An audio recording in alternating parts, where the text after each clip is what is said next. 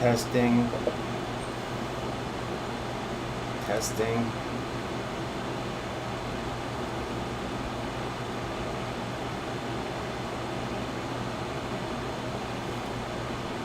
I did not mean for that to go live so quickly. Usually I set it up first to make sure everything is running. Let us see. I will get situated.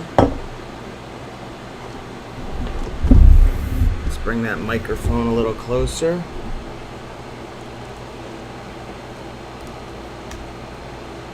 Hello, welcome. Welcome, welcome.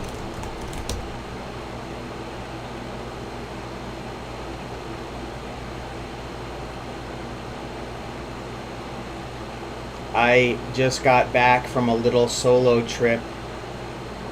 It was very nice.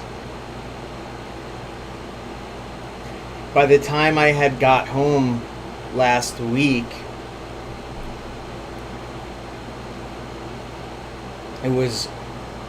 we were in the midst of a heat wave. So it was interesting. I thought I had fallen sick, in a sense. I wasn't feeling well. I was exhausted. And I had learned, once I started chugging, like I was drinking water and everything, but once I started downing more than I could really take, that's when I started feeling better. And I realized that even though I had been what I thought was hydrating, because of the extreme heat, I needed to drink more. So where I thought I was sick for a couple of days really just entailed me being, and I didn't feel thirsty either, but it's too hot. So I recently, you could probably see it somewhere behind me, I just invested in this air conditioning unit. And in San Diego, if you're inland, then you will probably have an air conditioning unit, but if you're near the beach like I am, like very near to the beach, no one has air conditioning units because it never gets that hot. Or if it does, it only lasts for a day or so. But in this case, it's been much different. So after 2 or 3 weeks of sweltering heat, once my cat was so hot she stopped drinking water, is when I realized I needed to get an air conditioning unit. So my cat, Kendra, is really perfect now, and my place is cold, so that's why in the end I did not do my live last week. I did not feel well, but I'm feeling great now. Thanks for coming here. I said this as soon as it began. I hit play on my software. There's a software that connects to YouTube live stream. Normally what it does is it just simply connects to the draft, like an unpublished draft, and then I configure some stuff and then I press play. But in this case I must have done something different and automatically pressed play, so I didn't get the chance to send an email out to my people. So I'm going to quickly, while I have you here, I'm going to do that. Live stream on YouTube now! Exclamation mark. Be sure to join us live now. We're waiting for you. Aren't we? We're waiting for you. youtube.com/c/divine imagination by Joseph Alai. We're on the air. Come with your manifesting questions, stories, concerns, ideas, and anything you feel will get you closer to to manifesting your dreams. Regards, Joseph Alai. Submit. There it is. We're all set now.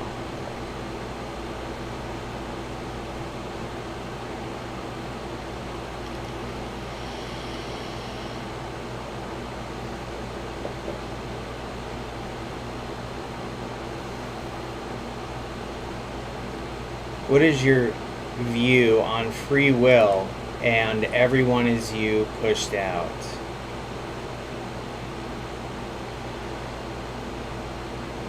I think that is a very broad topic, one which there are likely dozens of subtopics. I think I'll choose one of them and go into detail on that briefly. So you have to take as true my premises for this to make sense. Testing these premises are what stepped up my game massively.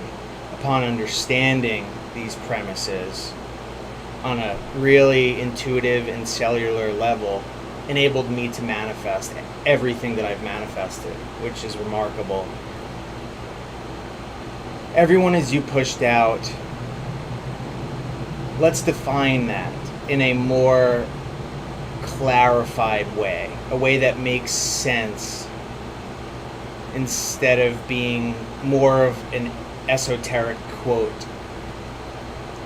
Everyone is you pushed out, if we translate it accurately to modern language, means not just everyone, but everyone and everything and every experience is your subconscious pushed out.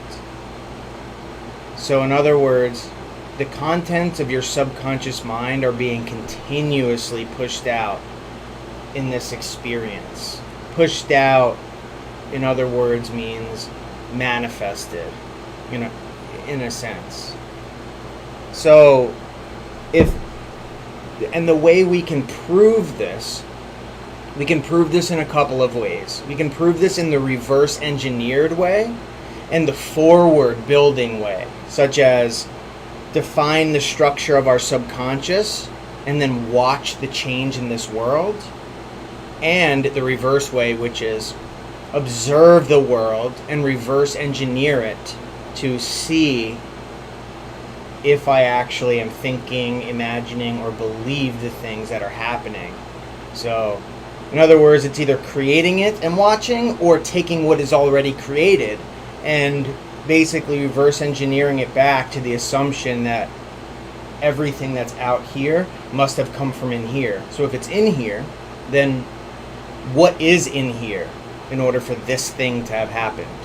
And if we take that approach, which I find more satisfying and effective, we will, and if we make changes, we take the premise as true. Okay, something in here is creating this thing out here. It has to be. There's nothing that I can experience, right? There's nothing out here that hasn't come from in here. So that means we can estimate what's in here by looking out here. If we're experiencing relationship problems, we look at our history in certain aspects of our lives that are related to relationships. Perhaps it's only romantic relationships, but in most cases you'll find what's happening now has happened before. Anyway, once we verify this, we essentially generalize what the pattern is. Every time I'm in a relationship, the person leaves me. Every time this, that. And once we generalize it, that's the belief, allegedly. And then we reverse it, and we would say all my relationships are consistent. I'm only in relationships with people who are loyal and long-lasting. And we'll watch the change actually unfold in the world, which is the proof that everything really is us pushed out. And when we change us, the subconscious, the pushed out changes. So in that case, then we ask, well, what about free will?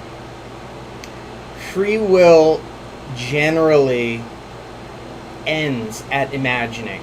So whatever I imagine, I must conform to that. There's nothing that can happen unless I first imagined it. And in effect, you'll watch, if you try to force something to happen without first imagining it or without first accepting it in your mind, you will take the steps towards doing that forcefully and then be pushed back. So In other words, free will is truly ending at imagination, at thought, and everything else we are instructed by our subconscious based on our subconscious mind. And anyone that's in the sphere of our reality must have come from our subconscious mind. So therefore, anyone in our reality is actually acting based on my subconscious mind, thereby proving that free will is more, in this case, I force this person to act this way. However, what about that person? That person is actually experiencing the same thing. They are controlling their reality and everyone in it. In essence, in order for that person to be in my reality, they also must have something in their reality which is allowing me to be there and for them to be here. And in essence, also their imaginal acts are creating their reality.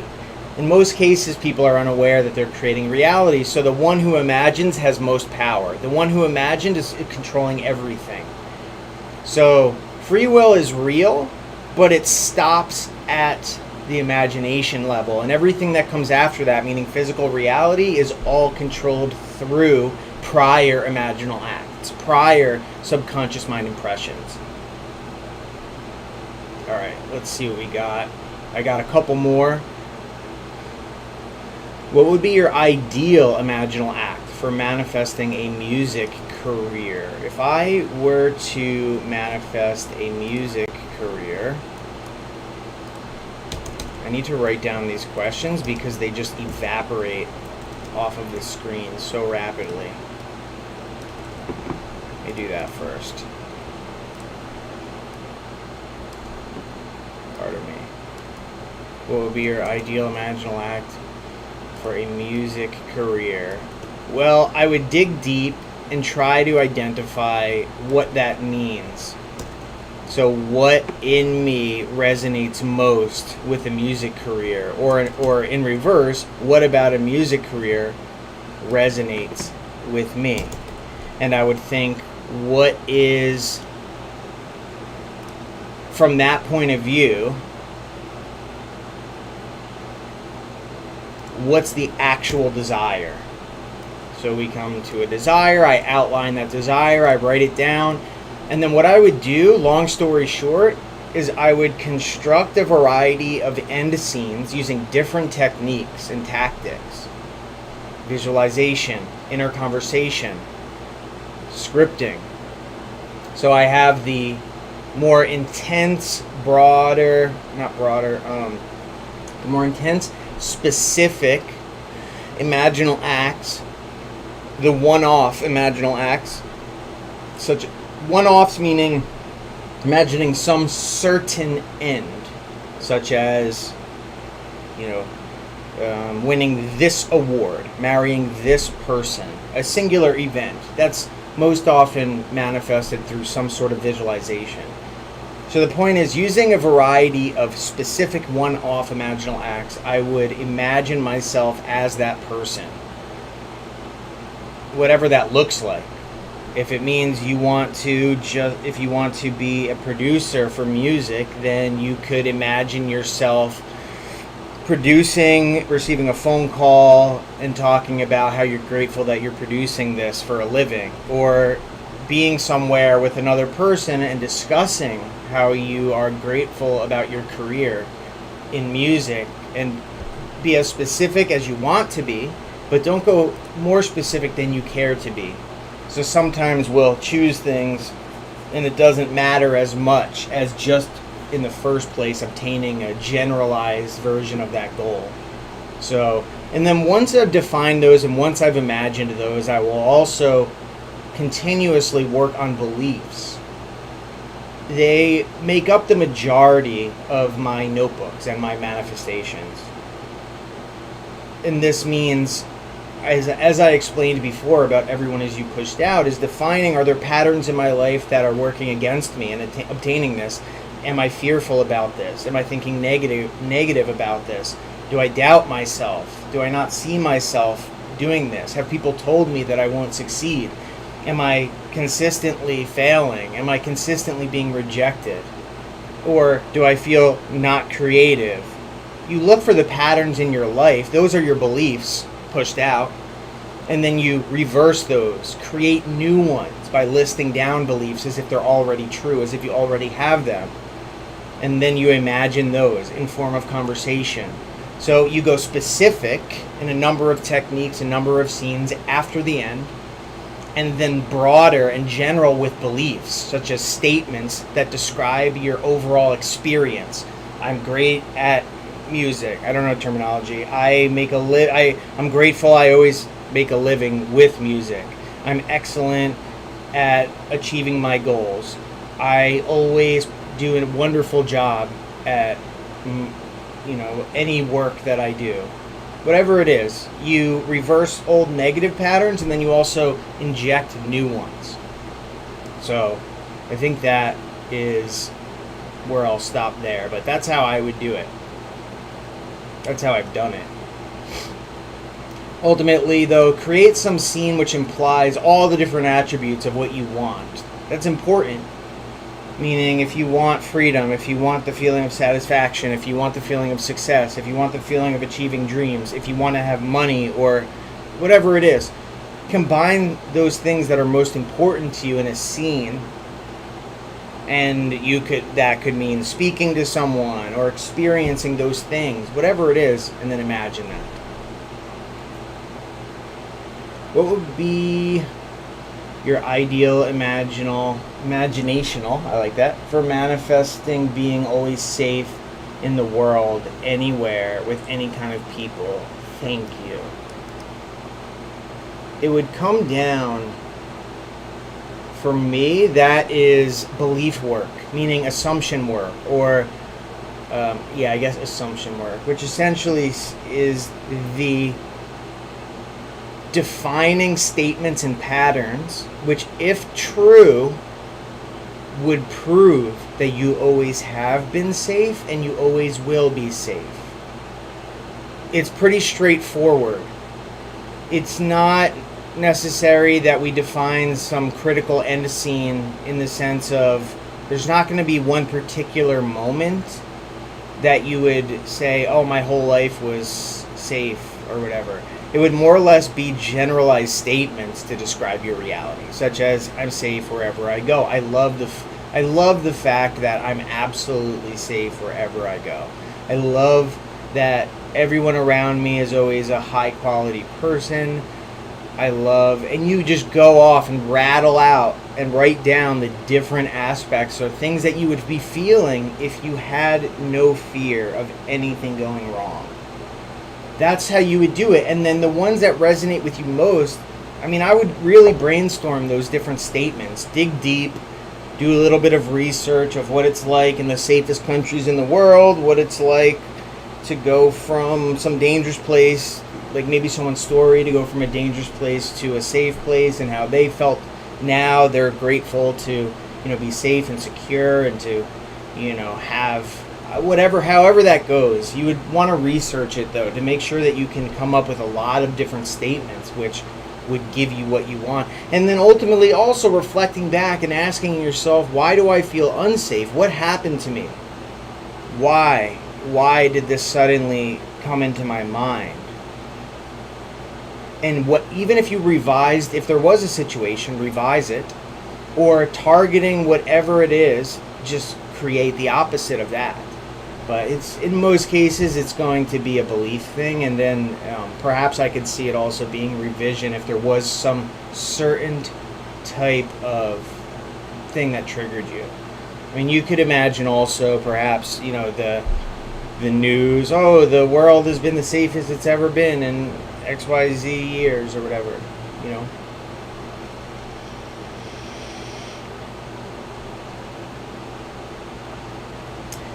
Is there any way to makes things manifest faster by working on specific beliefs, certain financial goals, bodybuilding goals, life goals? So the best way to describe this is there are things that can slow you down.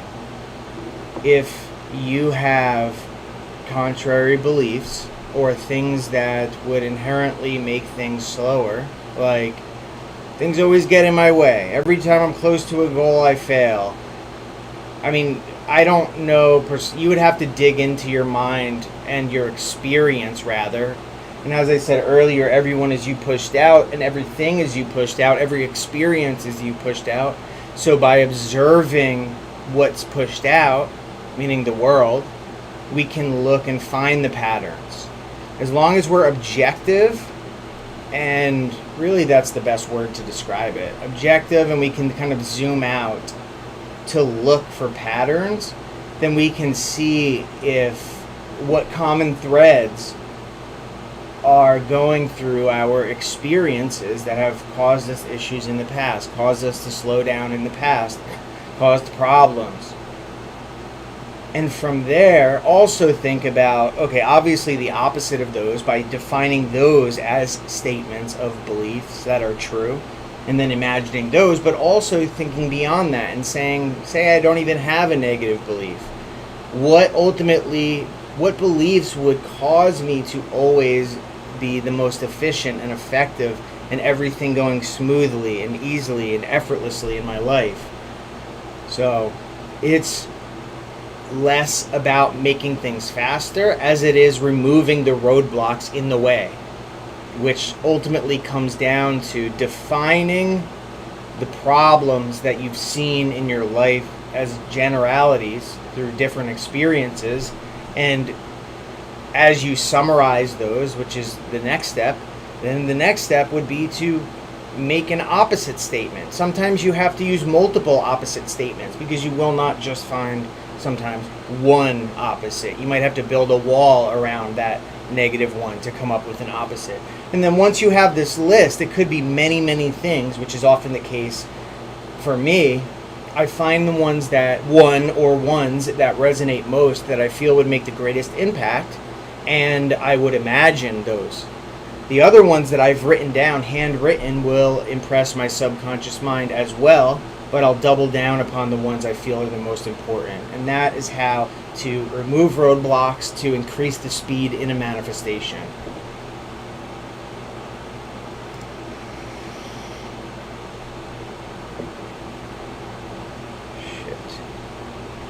Shit. Okay. How can I be at peace with myself while I'm waiting for things to unfold in my life?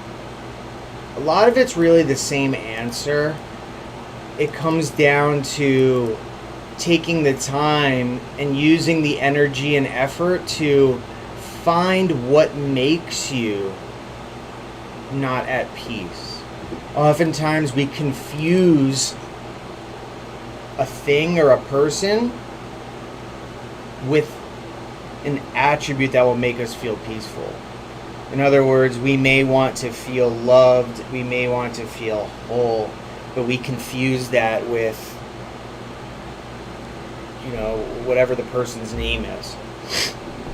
So, in other words, what we would want to do simultaneously with imagining that person would be to also work directly on those attributes within us that feel like there's a void.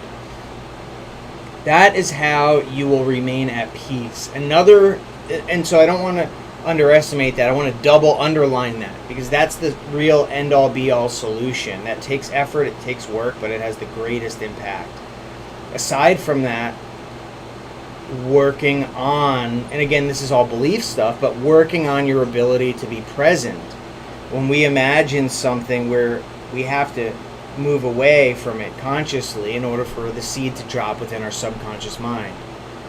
And during that time, first of all, if we don't do that, then we will always be in conflict in this reality, because there's nothing that is reflecting to us what we are experiencing to be true, or that we wish to experience to be true. So it's often the best case scenario, besides the fact that it's necessary to drop the seed in the ground, but to move your consciousness away from it will help you to stop having that contradiction in your life, which also makes it easier. Controlling your thoughts a lot of times as well, entirely, meaning I oftentimes will make a challenge with myself that I want to be in control of every word that enters into my mind, every statement, every idea, which means I actually have to provide the tape that plays in my mind. Every word inside my mind will be deliberately added by me. I choose my inner conversations, and I try to see how long I can do that for. Sometimes I can go days, and it becomes increasingly easy to do it. But the real key here is to not just wait for our mind to wander and feel in wanting and longing, and replace that with a deliberate conversation in our mind. So I guess to summarize that part even better is, if we're just sitting around in the stream of life and not controlling our thoughts on purpose, then what will happen is thoughts will automatically come in, which is the way that 99.9% of the world lives anyway. It's the natural, normal way. But the problem is if we are in a state where we're still working on our beliefs and waiting for such and such thing, then naturally those thoughts are going to be painful sometimes. And then something becomes painful, and then it hooks us in, and then we spiral. So instead of, and oftentimes you'll hear people say, oh, we'll catch the thought, flip it, and such. But that's nonsense, because first of all, that's not the solution. The solution is targeting it the same as any other belief, and then later on imagining that you have an alternative belief. So where did the thought come from? What would be a statement that would make sense to have caused that thought, that belief that caused that thought, and then manifest the opposite? But the best case solution to that is, don't just allow your mind to remain idle and have thoughts come in, right? Start designing and developing a character that you want to be. And I'm not just saying one that has your manifestation, one that has control of their mind, one who is very well adjusted to life, very well balanced, very, has a positive mindset. And then start thinking from the point of view of that character, and that will manifest. You'll become that person.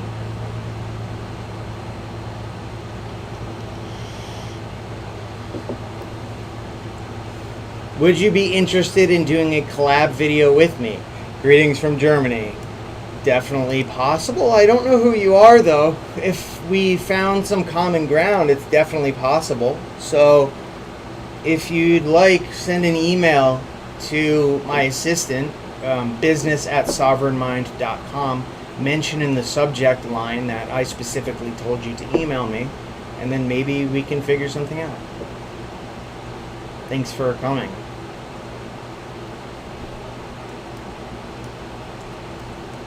What else? I see something here, but I don't see the question. Oh, okay. Thank you for the donations, everyone. Thank you. LawnCaredForYou.com. Angel Light. How do you get into the state akin to sleep if you can't fall asleep naturally? Okay. I'm gonna long story short this one, because it's not really that long of an answer, but it also is extremely important to clarify. The state akin to sleep is a very particular and peculiar state that is not easy to obtain. In fact, the majority of times I imagine before bed, I do not get into that state no matter how hard I try. The state akin to sleep is essentially this interesting state where I never even experienced it until I heard about it from Neville, and then I tried it, which means what happens is if you imagine in a real gentle, effortless way, meaning you're not straining to keep yourself awake, which in and of itself is very difficult, you will bring the imaginal scene into your dream, meaning you'll be half awake and half asleep. You'll still be in control of the imaginal act, but you'll be sound asleep. So it's very strange. It's almost like you're underwater and breathing through, my God, what do they call it? Snorkel. That's kind of how it feels, because you're in sleep, but you have this one piece of your mind remained awake. And what happens, though, this is the interesting part, is your imaginal act actually becomes physically real in your mind. So it becomes literally physically real in your mind. Everything that you're imagining becomes physically there. You'll actually experience it. It's an amazing phenomenon.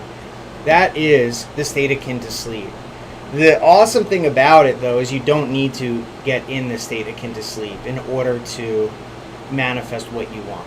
It is kind of like this silver bullet, but as I said, I don't even strive to attain it. Even when I do get there, which is very rarely, it really screws up my sleep, and the next day I'm absolutely miserable.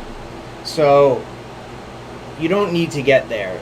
Imagining nearing sleep when your mind is tired is enough to impress your subconscious mind, which is the only requirement to manifesting. So the thousands of things that I've manifested through visualization, almost every single one of them has happened without the state akin to sleep. There are varying degrees of effectiveness with different techniques. I feel that would probably be number one, but number two is just fine, right? And the last one, like all the way down at the bottom of the list, would probably be something like subliminals, because you're passively listening as opposed to deliberately imagining. So you'll be fine. Don't even worry about that. If you just take your time, relax, when you're tired, close your eyes and imagine, and get the scene natural, that's satisfactory.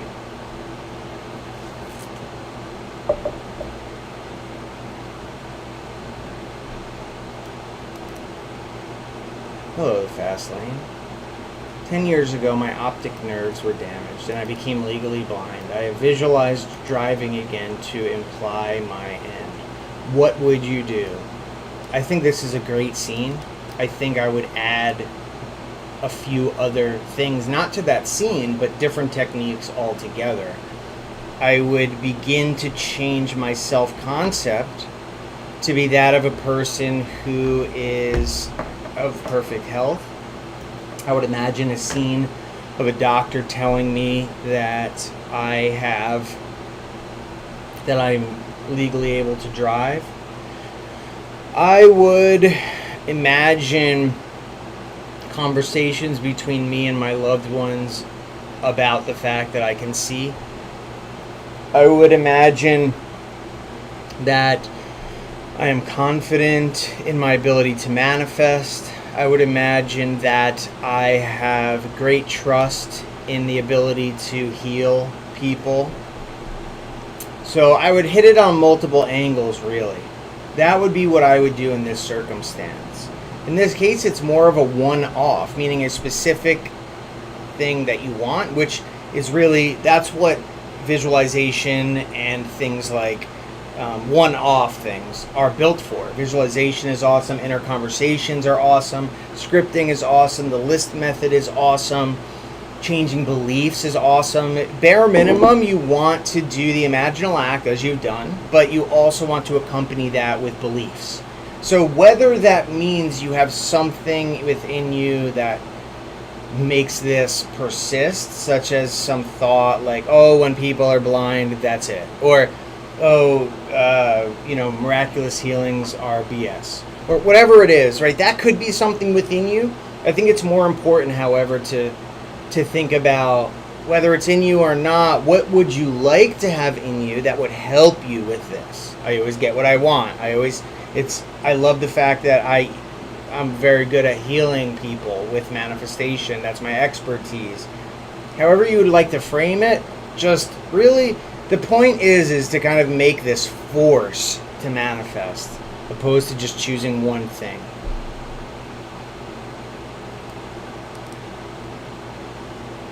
Thank you for the donation. How can I efficiently manifest forward progress and forever commitment for a long distance specific person who is 9 hours away and emotionally unavailable right now, saying he doesn't want a relationship and is too busy for me? So the key, I have to say this first and foremost, that, let's see, how can I say this properly? Everything that you said after the word SP, none of that matters.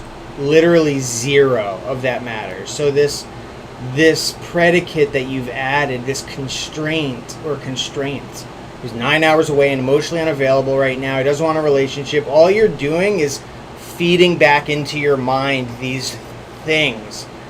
It's you building your own wall as to why you can't do this. So in other words, with manifesting, none of that matters at all. Zero matter.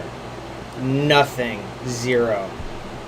And I want you to take that as a literal statement.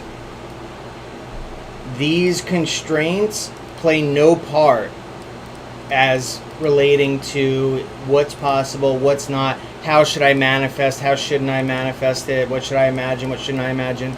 The key is thinking or imagining what you want and in what way you want it. So the way we should phrase this would be, how can I efficiently manifest? So first of all, forward progress is another thing that you're going to want to remove, because we don't want to try to make things go forward. We don't want to even consider the middle, right? Considering the middle is best stated in the Bible, that says, it basically says we are not to consider how, the ways and means we know not of, and they're past finding out, meaning we shouldn't even try to figure that out. So anyway, all of this together, the reason I put it as I did is because it's very important for you to understand that your why are preventing you from getting this manifestation. You've created at least 1, 2, 3, 4. You've created 4 walls around you.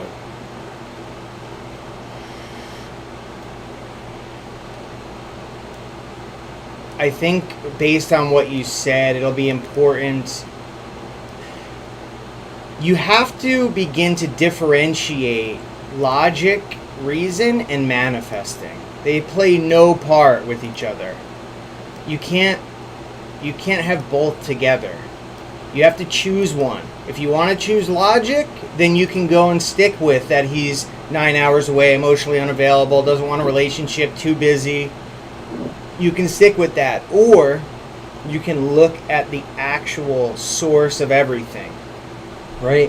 What's funny about this is you created this circumstance, which means you made him 9 hours away, you made him emotionally unavailable, you made him not want a relationship, and you made him too busy for you. And you're keeping him there by saying statements like that, right? But you should look at that in an actually almost like a humorous way to say, I created that. Why wouldn't I simply create something else? Right? So you've shuffled the deck of reality to conform to this. It's now in this position.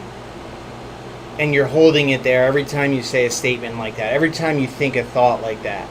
So really the answer would be, you have to realize I'm keeping it there right now. I am holding it there easily. I'm not even trying to hold it there, and I'm holding it there. So what do I have to do to hold it somewhere else, to reshuffle the deck to be somewhere else? You're going to reshuffle the deck no matter what you do. The deck of reality. So thinking from the point of view of what you want versus these logical obstacles that you're forcing to exist in your mind. So remember this. Logic and reasoning and obstacles, those are only the current state of reality because you put them there. So it isn't truly an obstacle, it's just the current state of affairs, right? So you shuffled the deck, it wound up like this, you created it in this way, and then you say, oh man, there's all these obstacles here. So now you're reinforcing it, and now this current state of affairs is now in your mind, you've created them as obstacles, but really you put it there in the first place easily without even trying. So with that same effortless attitude, realizing that this is only you pushed out means the moment you change your mind to something else, you change your mind to being in a happy, committed relationship with this person. If the moment you start introducing things like He's not too busy. Or you even talk in a conversation with him in your imagination about how he's saying, like, let me put it this way: the moment you're referencing problems are the times that you fix them in place, even in imaginal acts. So when you imagine as if there never was a problem, you imagine as if he's here with you now, you imagine him there as if it's obvious. It's not even exciting because that's just how it is and that's just how it's been, and there's never been anything except perfection. That is when the deck will rearrange itself and give you what you want.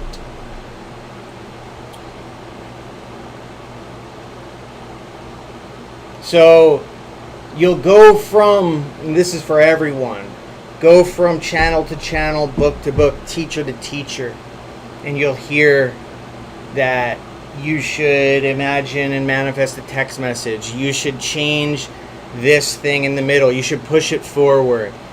You'll hear all these different things, but in the end, the final solution, the only solution that works, right? I've tested them all, and most of my clients come to me after they've tested it all as well, and we realize that unless we only go to the end, unless we abandon all logic and reason and only imagine the end, we will only create more problems and obstacles. And let's put it this way: just imagine the end. Imagine the end as if there's never been a problem. Thank you. Oh shit, one of them disappeared. Oh my gosh.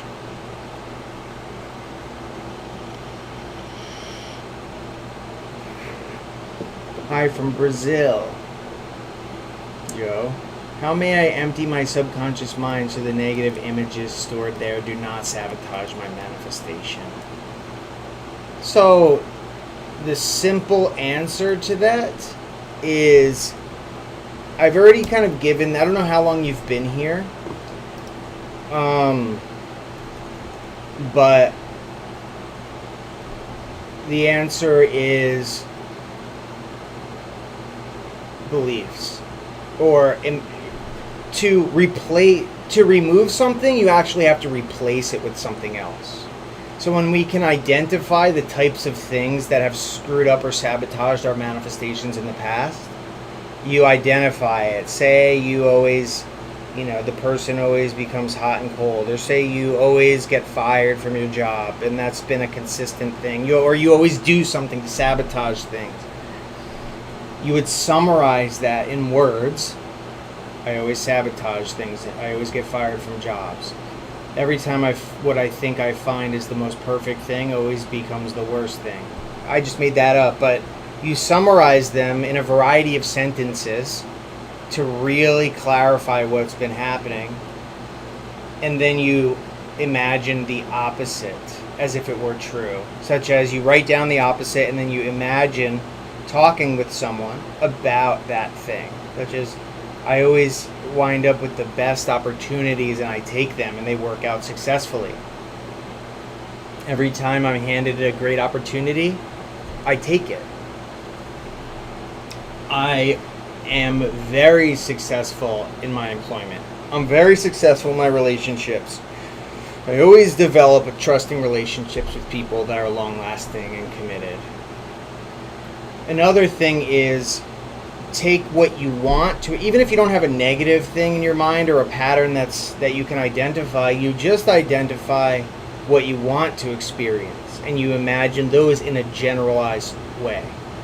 This is what sabotages manifestations. This is what people can imagine until the cows come home. But if they have a belief that's contradictory to what they're imagining, then their manifestation will likely come to a degree and then be cast away or broken, or the same problem will arise again. This is why in my case I've manifested countless relationships thinking that this is going to be the one, this is it, and then what happened was, because I never changed, or could never figure out really, but never changed the underlying beliefs, it would always wind up broken again, and I would always wind up going off the deep end until I systematically identified these problems by consulting people who had overcome these problems or never had these problems. And I asked them how they thought, what they did, how did they act. I took those and I imagined myself as them, doing what they did, reacting as they reacted, those successful people in those endeavors, in general terms. And then I would imagine talking to them saying, I developed this characteristic now. I am this way. This is what I do. This is what I say.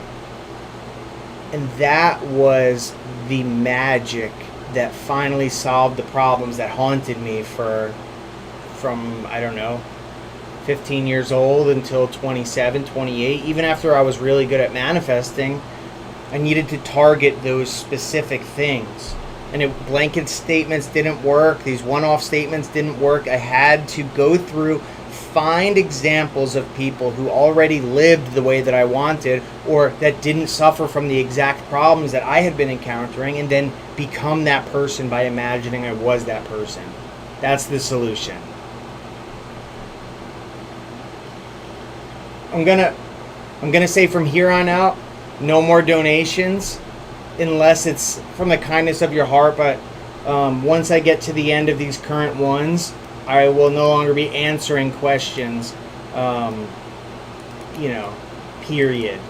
So if you want to donate, I appreciate it regardless. It's really helpful. It goes a long way. But I have to cut it off here. There's been many questions that have been amazing, but that's it. Manifested pretty good, most things. Let's see here. I manifested pretty good, most things. Most things take 2 weeks. But manifesting a general person seems difficult because it keeps coming to my mind over and over, not allowing me to drop and plant the seed.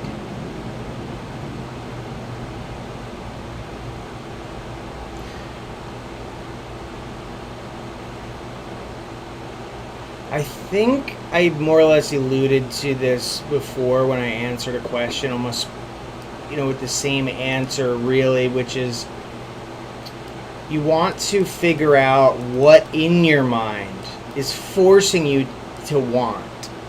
Because oftentimes we will replace some void with an object, meaning we want to feel loved, and so I want to manifest a person, versus simply and specifically manifesting feeling loved. There's a big difference there, because a person might not even give you what you're longing for, and that cycle of filling that void is never completed until we do it within. So, but you can have both. And so the point would be, what's most effective is imagining that you, first of all, analyzing what that void is that you're feeling, or what thoughts are coming up and why they're coming up. So what belief in you are creating these thoughts? What judgments or expectations or voids within you or experiences have caused you to think the way you're thinking now, to feel the way you're feeling now? You want to generalize those to the best of your ability in statements, in short, concise statements, and there are likely going to be many of them which will quantify what you're feeling and thinking, and then define the opposite in short, concise statements as well. And there may literally be more than one that equal as an opposite to one statement. And then you imagine being that person. You imagine, telling someone that you have those attributes. You basically assume the characteristics that are causing you pain in the first place, causing you to want in the first place. That's the permanent answer to dropping it, really. It's to address what's causing the problem in the first place. When it comes to a specific thing, right? And if it's a general thing, really the answer becomes the same. It's working on what inside of me, if there was a statement that was causing these beliefs, causing these thoughts, what would that be? It's literally the same process. But in other words, we always also, let's put it this way, also, we want to make sure that we're imagining properly. So, am I imagining the end? How am I imagining? Am I visualizing when I really should be having a conversation? Am I visualizing when I should be scripting? Am I scripting when I should be doing something else? So, oftentimes what I'll do when it's something that I really want is I will use a variety of scenes and a variety of techniques. As long as it takes place after the end result, combining those two processes, namely changing beliefs and imagining, visualizing, or something, the end, then that is what will A, help you drop it, B, work on the beliefs that are causing these pains or voids or wants, and then also helping you get your end in the fastest way possible, because in case we've imagined something that isn't accurately what the subconscious mind can understand, when we create multiple scenes and imagine multiple scenes, we increase our odds of imagining the correct thing.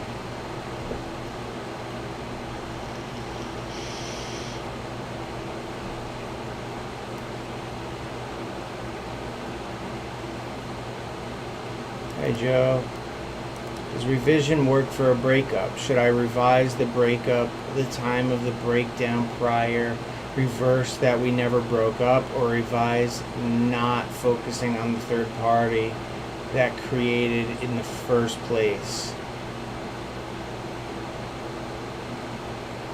I would actually advise to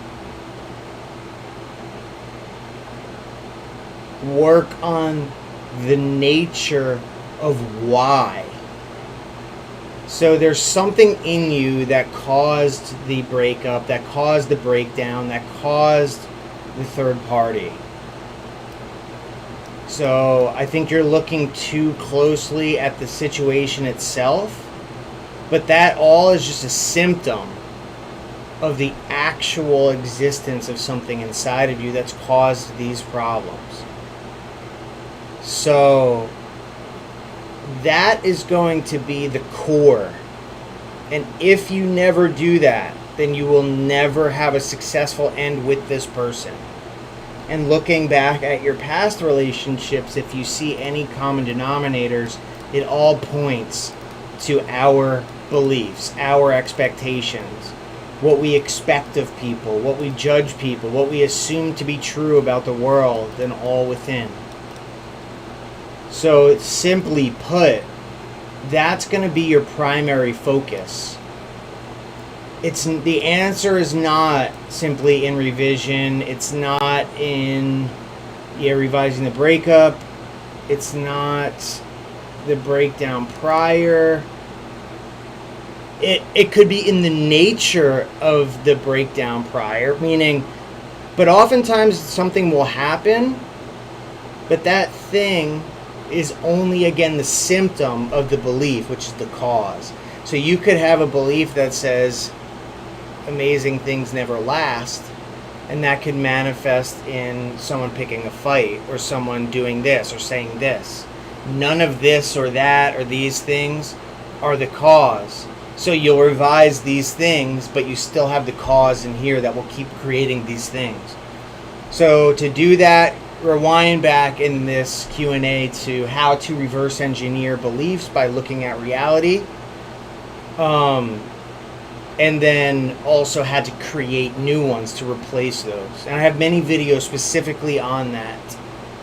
You do that, and then, and only then, once you've done that, you make that a practice that you continuously do in your life.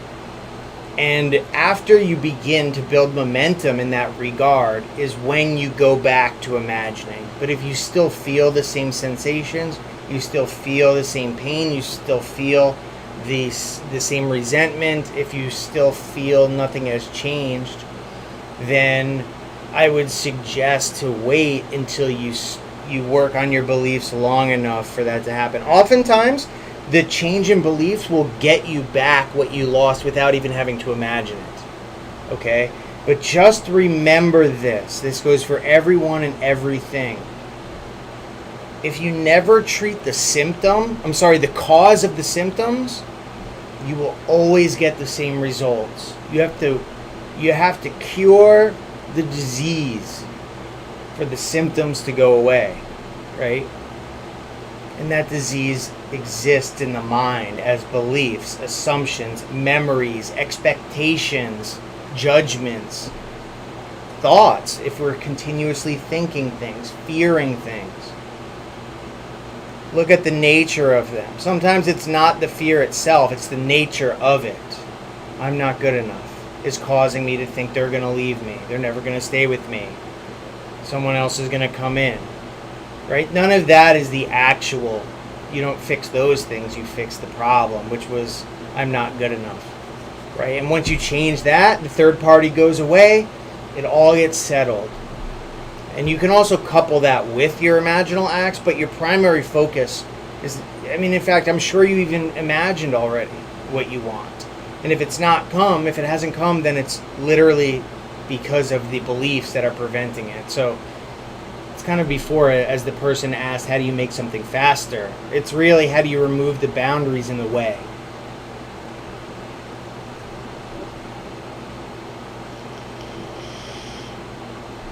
If the subconscious mind only sees in pictures, then don't words, i.e. repetition or dwelling in a thought, do the same as an imaginal act? So subconscious does not only see in pictures. Period. That is not true at all to any way, shape, or form. The subconscious hears words. The subconscious deals with feelings and words and statements and memories and images, everything. It stores the entire contents of your experience and more.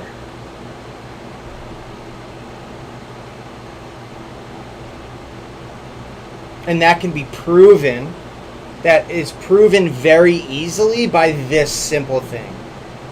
Think of something. Watch my video on the list method.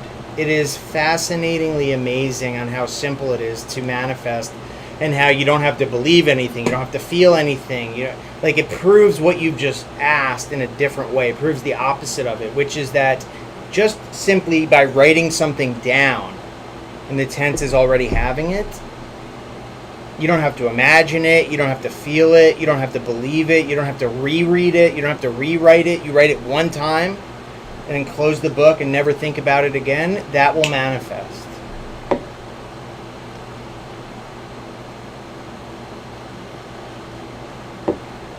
If something isn't in your destiny or karma whatsoever, can you still manifest it? I think we are at a little discrepancy in belief systems here, because my experience is that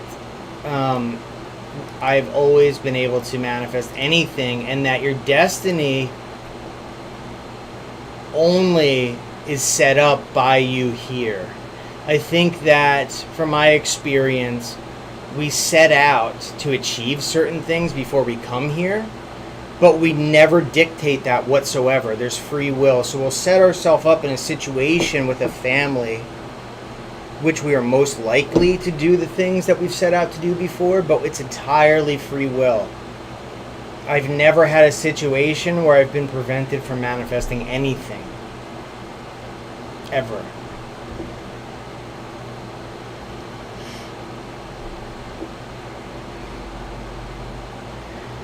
I work with cancer patients and would like to manifest healing for them. How to manifest healing for multiple specific people. List method, thank you. So what I did was I set up general assumptions in my mind and imagined specific things, but so you want to use a holistic approach, such as setting a belief through affirming or scripting or imagining or listing. Everyone that I come in contact with is in perfect health. Or anytime someone enters into my mind, they are brought to perfect health. So or everyone that enters into my awareness is rejuvenated and is in perfect health. So you set up these broad assumptions, and then you would also then specifically imagine them in perfect health, as if there never was a problem. Perhaps them telling you, or you telling them, wow, you look great, and them saying, I am great, I'm perfect, I'm in perfect health. Something to that effect.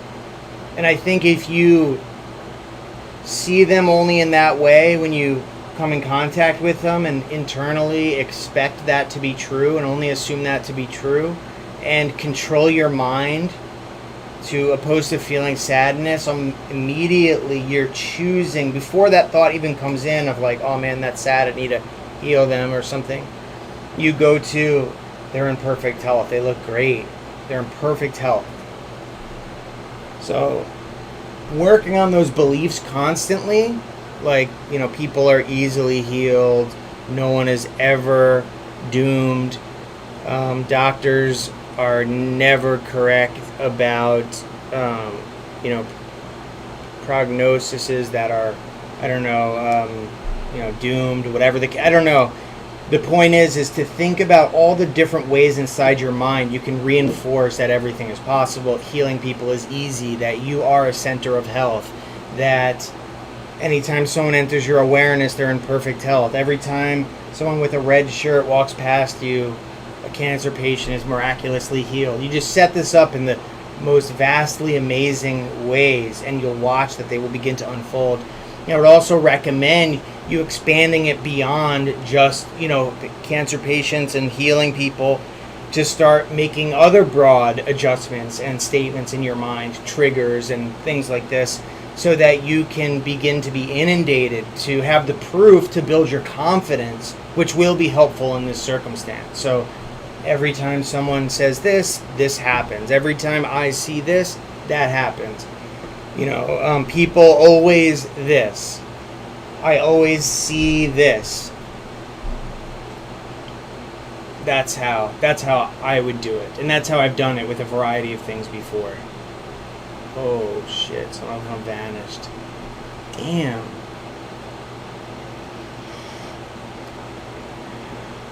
Oh, Iqbal, I hate to do this, but I answered this question specifically in the beginning. So I really appreciate your donation, but I'm going to give you the very abbreviated version. And I've actually answered this question specifically twice. So how do you accelerate or hasten the appointed hour is actually should be rephrased into, how can I make sure there's nothing in my way? So the manifestation will always come in the fastest way possible, meaning there's no hastening of the naturally appointed hour, but there is our bridge of incidents consists of our subconscious as well. So we can't experience something that we haven't first had inside of our subconscious. So then the question comes, what could be in my subconscious that could be slowing this down, if it will? And then we would say, we would look back at our prior experiences and summarize or generalize the variety of things that have happened. Like every time something good happens, it slows down, or something always goes wrong before something good happens, or whatever it is. You look back at these experiences that you've experienced, and you'd say, okay, I can generalize those and those types of statements in that way, and then find the opposite statement, like everything always comes easily and effortlessly. And you want to be creative, and you want to be broad, and you want to be general, and you want to be specific. You want to hit every aspect or facet of your experience that you could even fathom that may slow you down, and replace it with a statement in the opposite magnitude, in the opposite direction. And other than that, you would generalize, besides just looking at what might be slowing you down, also inject beliefs and assumptions that would make things better. So it doesn't have to just be an opposite. Just think in terms of what also, if it were true, would just help me altogether, right? I always imagine the exact thing that I should in order to get what I want. I always target the exact beliefs that need to be targeted in order for me to get what I want. I love how fast manifestations come to me. I love that I've set up my reality so that I easily manifest quickly. In that way, that is the way. So if you have beliefs like every time I get money, I lose it. Every time I have a great idea, something gets in the way. Like you look at those, you reverse those, you try to just make sure you look at your experience. It can go back far and it can manifest in a variety of ways. It might not be the exact thing in every single event that has happened, but suffice it to say there are things always in everyone and everything, including myself, that can that I can change in order to reduce the slowness, to create the bridge with exactly what I want. That doesn't mean directly specifying how the manifestation is going to come. That means looking at beliefs and patterns and changing beliefs and patterns specifically.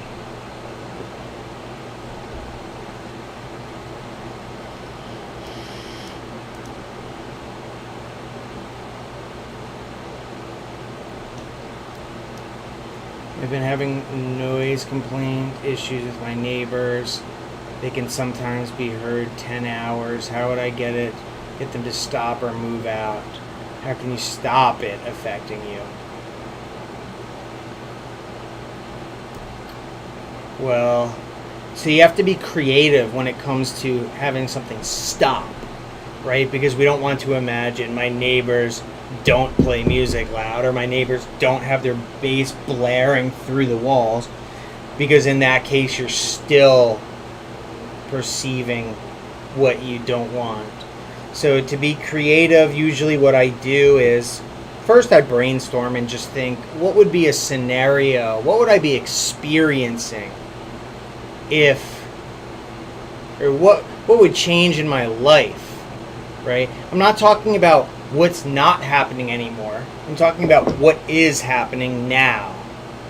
So think of it in terms of what it was like before they were there, or what was it like when you were in a place where there was no problems like that. You may not even mention it because it has no part in your awareness. There's nothing to be grateful for because you never experienced the negative. So it could literally just be talking with someone about how you're living in the greatest place, how you love the fact that you have the best neighbors, about how they are extremely considerate, and how you could never ask for better neighbors. How, it was the best decision you ever made to move where you move, to live where you live. And how you love the fact that you can work at home 10 hours in a row with pure concentration. Whatever. It's to be creative, to not mention anything about the problem whatsoever. And then also, perhaps, taking it to a level where you're using a thesaurus. That's normally what I do, and I would look up, like, the opposite of noise, the opposite of complaint, just to get ideas as far as perhaps things that I could imagine to help this.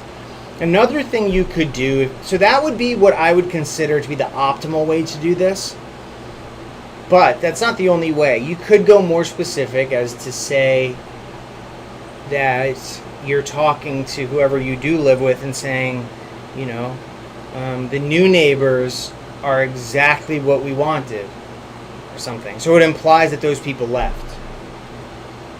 That those are other ways to do this without mentioning the negative, without saying, oh man, I'm grateful that those loud people are gone. You don't want to go there. In fact, if you can think of a way that benefits both parties, it really does feel better that way. So I try to take time. It's like a mental puzzle for me to come up with something that's mutually beneficial, that holds them in high regard as well. I don't particularly know how I would do that in this circumstance, but I try to do that. And if not, then I just go for the next best thing. There's nothing wrong with manifesting any of those scenes, any of them. It's just, I just like to try to maybe make someone's life better and my life better at the same time, if I can, just as a bonus.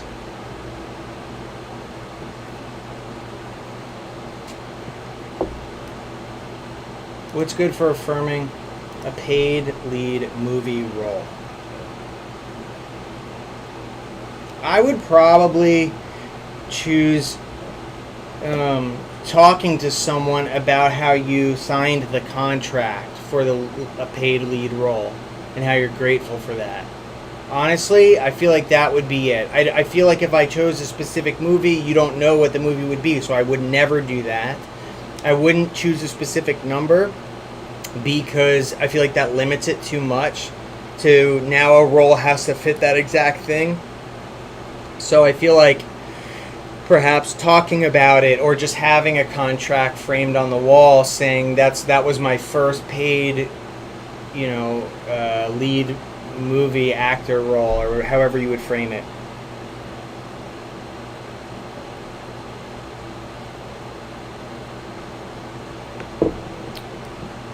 Thank you, Angel. Thank you, Lucina. I think that's how you would say it.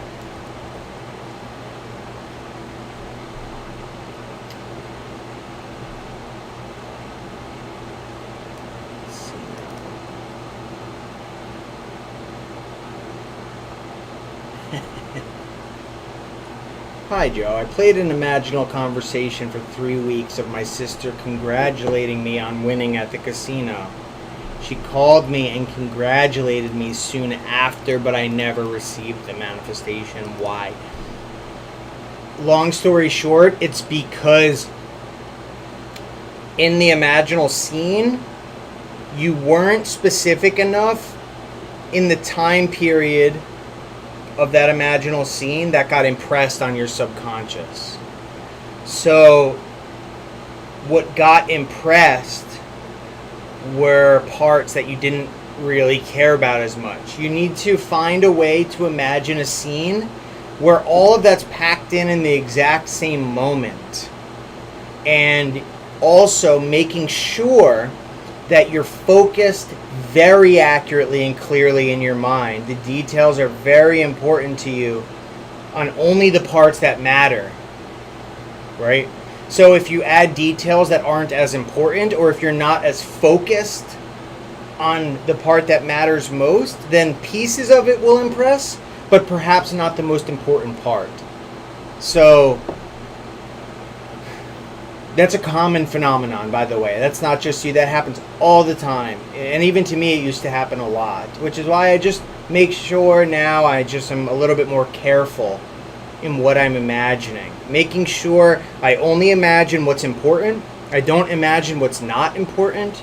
And I make sure that it's clear and concise and unambiguous. That would be why. So re-dissect your scene thinking, what details did I pay attention to? What details I didn't pay attention to? That's going to be it. Even if it was a sentence that she was congratulating you, make sure in that statement it was like, congratulations on your casino win. The simplest, shortest, concise scene that can have no question about what you're talking about.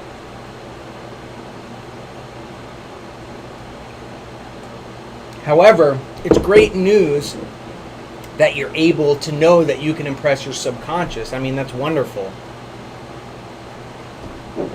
I would take that as a half win, honestly, because it's proof that you're capable of doing it. There's no question.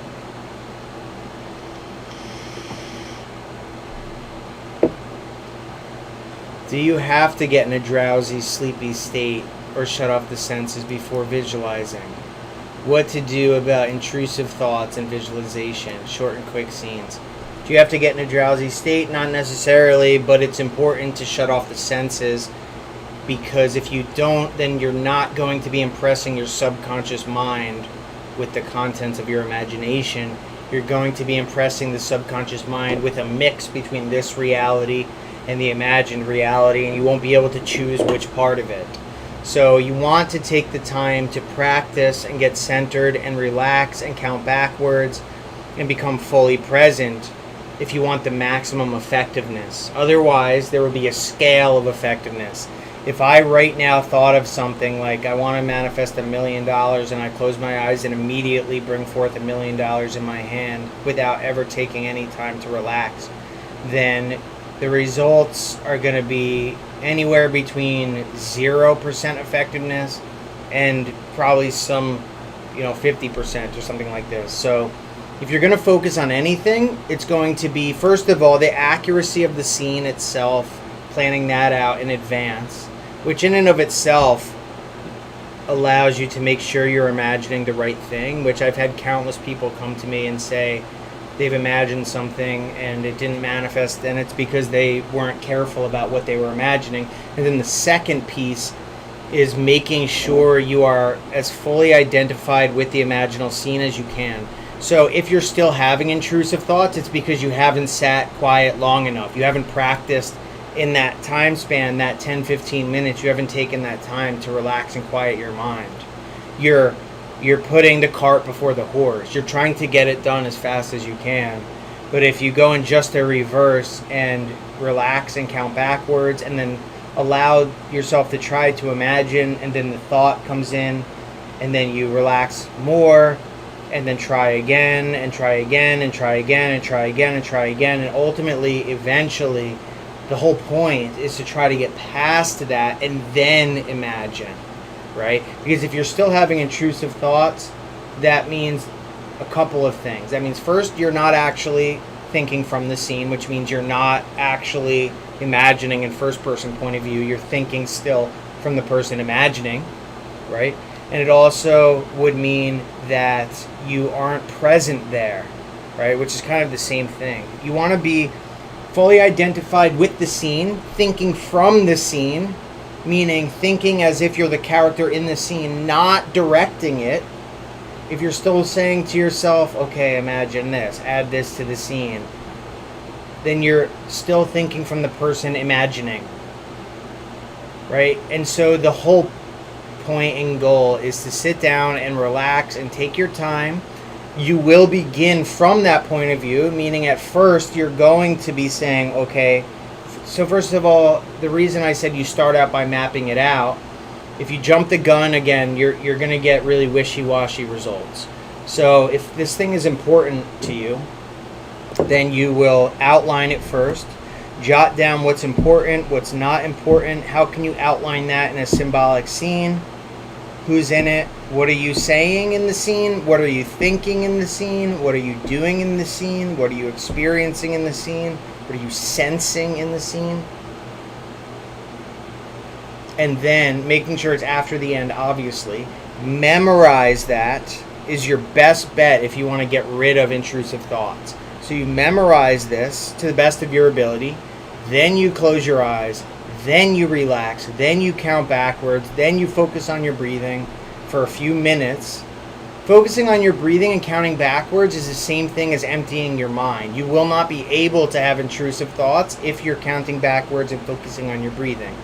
If you're still having intrusive thoughts, that means you're not counting backwards nor focusing on your breathing.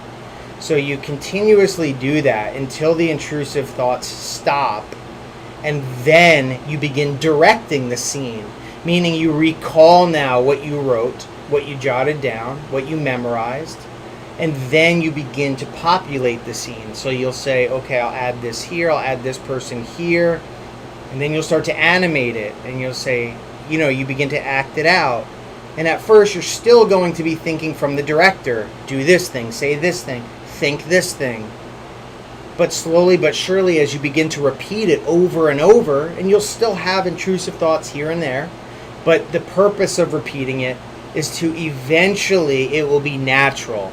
As if when you drive a vehicle for the first time, you have to think about what you're doing. You have to put it in drive. You have to think about pressing the brake. You have to put your blinker on. You're anxious when you're making a right or left-hand turn, afraid that you're going to get hit, or making sure.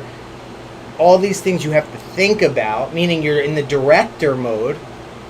But as you keep doing it, it becomes automatic. When's the last time you had to think about it? Usually it takes mere minutes or a half hour until you don't have to think about anything at all, right? When's the last time you had to think about walking? Yet when you first began as a child, it was impossible.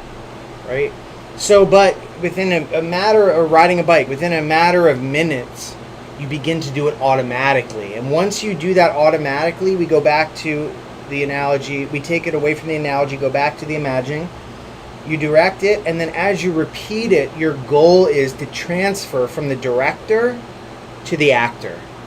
So you won't need any direction internally because the scene has played so many times, it's muscle memory, right? Your mind, even as the director, your mind might wander once you shift from the breathing thing to directing. Bring it back, bring it back, bring it back. But yeah, as the repetition goes over and over, so does the shakiness be removed. And then that's when you have successfully impressed your subconscious mind, when you no longer have to think about what you're doing. It's natural. That's the answer.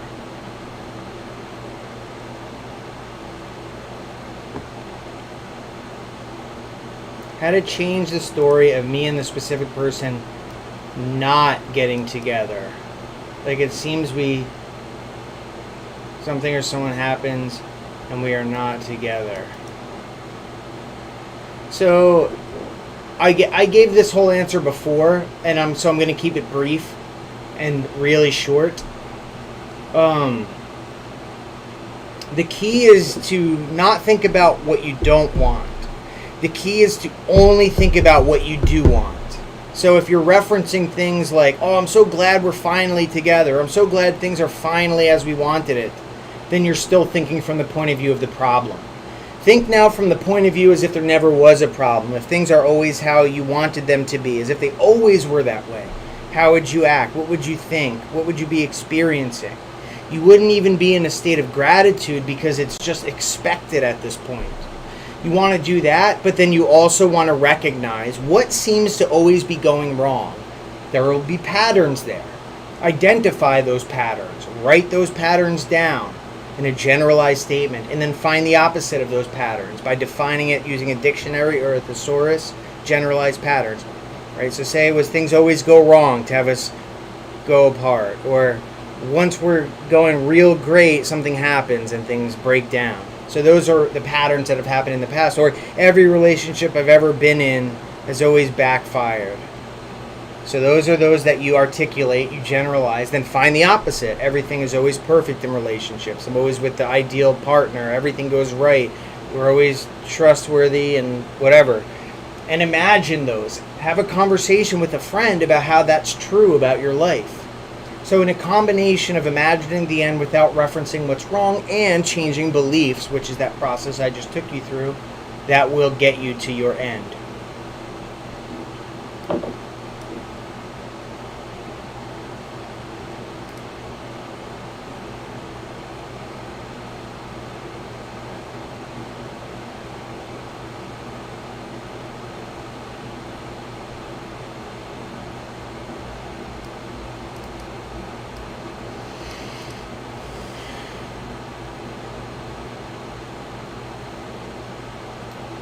Question comes down to, for Michael, is it worth it? Is it worth it to manifest a specific person? I'm going to let you make up your mind on it, but and this is for everyone out there, right? The majority of my coaching calls, 80%, are in reference to specific people. There's a reason I don't receive coaching calls for other things, because they just happen. So even manifesting someone general is an easy thing. So if you still have the power to say, if to choose, a lot of people come to me because they're so in it. And I know that feeling as well. I've done it before, and a lot of it has caused me a great misery as well. I would say, if you still have the choice, do what you need to do to work on your self-image and self-conception to make sure that any relationship you ever have from here on out is amazing and perfect and awesome. Work on yourself, your confidence, all of the things that you've ever wanted to. And then decide. But if you're in a reactive state of heartache, but you can still choose, I would move on for now. It's just easier. It's just easier. Right? The problem with manifesting a specific person that comes up all the time is that love and attachment is perhaps the most intricate manifestation involved, because you're dealing with your self-image, your self-concept, memories, your attachment style. Then you also have to entirely ignore reality, so you're not triggered by this person. You're not waiting for this person. You have to see them as an entirely different person. You have to forget the memories of old. You have to change all your beliefs and self-concept. Is it possible? Absolutely. I've seen it time and time again. But sometimes, it takes full-out war sometimes to do it. So, is it worth it? I want you to answer that question for yourself. But in my humble opinion, for myself, if I was put in a position, I would probably not, just because it can be tiring. And I value myself more to put myself through the ringer at the cost of someone else. That's me. Now, was that my experience in the past? No, I did it so many times, Yep, that's from my heart. All right. This is the last. I'm not going to answer anymore because I already told you guys that I'm done answering. But I'll answer this right here.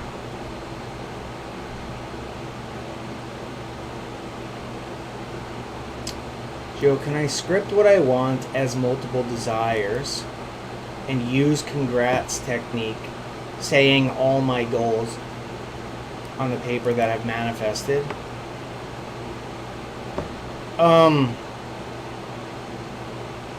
You can manifest as many things as you want at the same time. There's no limit. There's no well that can dry up, okay?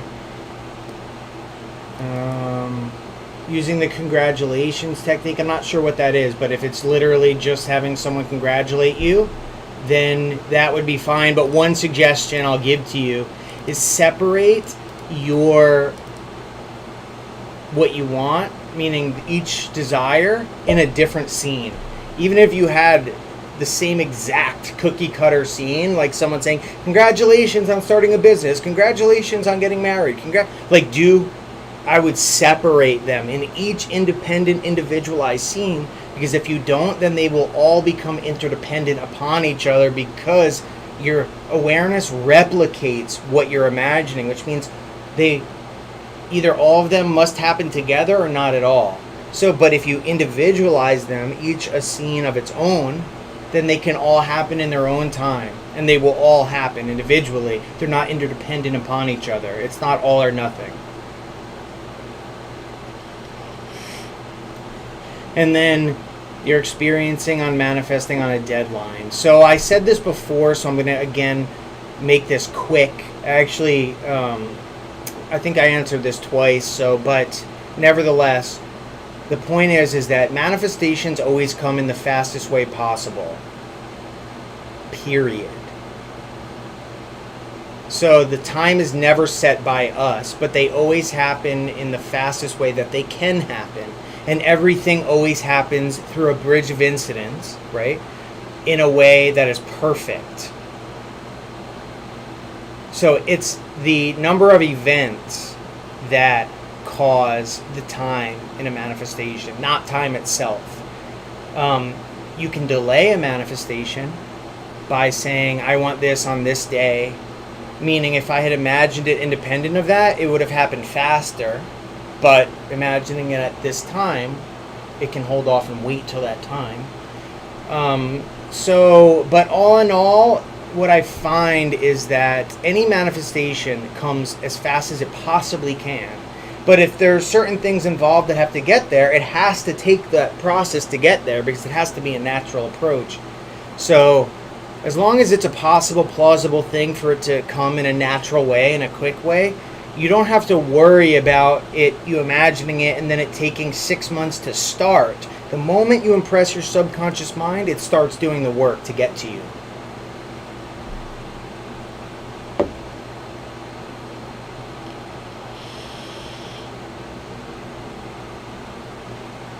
Hey, everyone in the chat, thank you for helping out in this situation with answering questions and, participating. It's very helpful because obviously I like to take my time answering questions, so probably 99% of them go unanswered. Although there's plenty of overlap, I'm sure in one way or another they were all answered, but on that note, you guys just have been really awesome here. I apologize for not being here last week. I told you in the beginning why. I wasn't feeling well. I was on vacation and there was a heat wave here, so it was the heat, really. I feel fine now. It was just dehydration. But nevertheless, it would make me sick to even think about recording or doing a live stream, but things are great now. So, yeah. On that note, we're going to wind things down. Thank you guys again for being here and participating in your own reality. Looking forward for what's to come. There's still going to be a lot of changes happening that I've been just really caught up in developing and working on, but the changes are really going to be worth it. So, and that goes for you too, Christy, responding. I haven't responded to you, which is really just coming down to I'm trying to get things set up so that we can move forward with plans. So remember that, because I mean that, and you've been on my mind. So I'm working towards just making this all go smoothly. There's a lot on my plate that I'm chipping away on. So I'm learning a lot, growing a lot, and got some cool manifestations coming. So thank you guys again. I appreciate you all being here. Make sure you put everything you've heard into practice. Systematically testing is the most important way to do that. Manifesting is easier than you think. You don't have to believe. I'm trying to think of some last words of wisdom. You don't have to believe. Imagining doesn't mean visualizing. It means any sense in your imagination. Touching, tasting, hearing, smelling, seeing, emotionally feeling, thinking. That's all. Each of those independently count as imagining. You don't have to imagine 24/7. It's only during the time when you have your eyes closed that you're creating. Anything else? That's it. Thank you guys.